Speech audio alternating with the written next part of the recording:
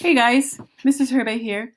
This is just a fun little slideshow of a book written by this really cool guy and also illustrated by this man. His name is Yuval Zommer, and he writes all kinds of really cool not how to draw books, but he calls them the big book of, and he has a book called the Big Book of the Blue, the Big Book of Blooms, the Big Book of Birds, the Big Book of Beasts. And these are all books that have all lots and lots of different animals according to whatever subject the book is. Like, so the Book of the Blue has all sea life. You can guess that birds is all different types of birds, and you can guess that beasts is all different kinds of animals. And the blooms is all different kinds of flowers and plants. So if when our libraries open back up and you get a chance, check out some of his books because they are amazing. So since we are drawing bugs this week, I thought there's many different approaches. You can try to draw bugs realistically, and you can also just try to draw bugs in more of a fun, easygoing way. And this is his way is kind of a fun, easygoing way. So let's take a look. So he's got this really cute little character fly guy here, and his name is Freddie. And Freddie's suggesting that you either use pencils or felt tip pens or markers or crayons. And these are all things that I've been suggesting that you guys use on your art, so nothing new here. So the first thing that he wants you to do is to start with some different shapes.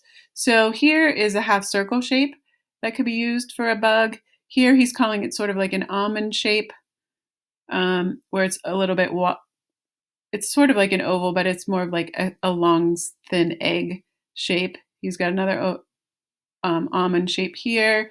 He's got a half circle, sort of like a little sausagey kind of shape where it's like you kind of draw like a squiggly line and then connect it on the other side. Here he's getting a little bit thinner. He's calling that a grain shape where it's actually pointed on one end but rounded on the other. And then he has another kind of squiggly shape. So these are some shapes that you can just draw either with, like, I would say a colored pencil or a marker, or even a crayon. Crayon sometimes, though, the point gets a little bit worn down, so it's harder to get a thicker line.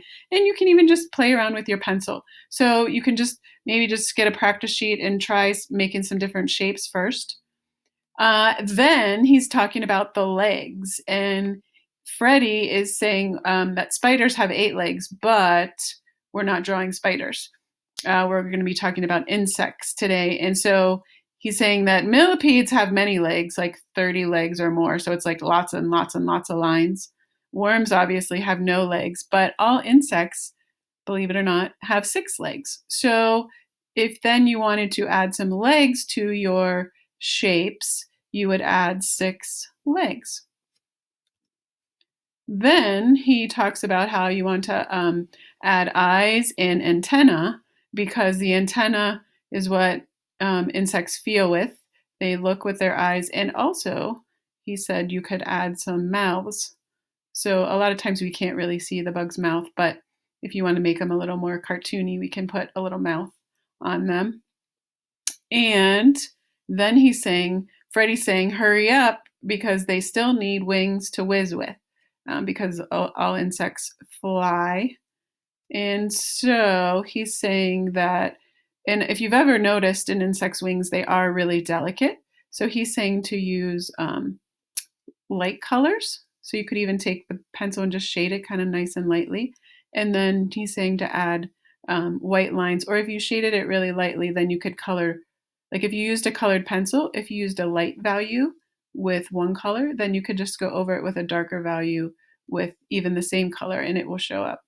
And he says that butterflies and moths have pretend eyes on their wings to scare off other animals. So it looks like they have an eye on their wings, but it's not really.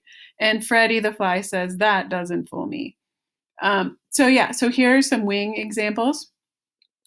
And then he's saying that bugs are often dotty, stripy, hairy, and furry. So that's when you can start to add some designs to their bodies.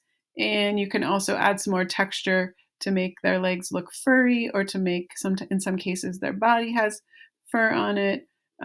So this is the part where you have fun and decorate your bugs and make them look really cool. And then today we are going to be making a bug jar. And so some of the things we might want to draw for our bugs to climb around on in our bug jar, he has some good inspiration here with leaves, some little flowers. We have some stones here. There's some grasses. So, and you can probably use your imagination and even come up with some more things. It's cute. He says here, remember, to a bug, a flower is as tall as a tree and a rock is as high as a mountain, because bugs are actually really, really small. And last but not least, Freddie says, why not add a picnic to the picture?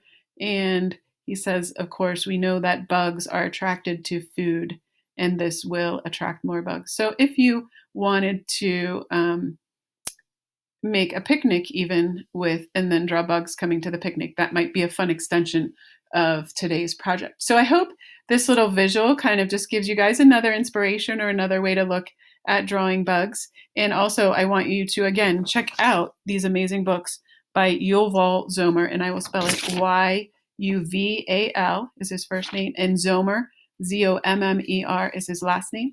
Check him out because he's a really amazing artist. All right, that's all for now.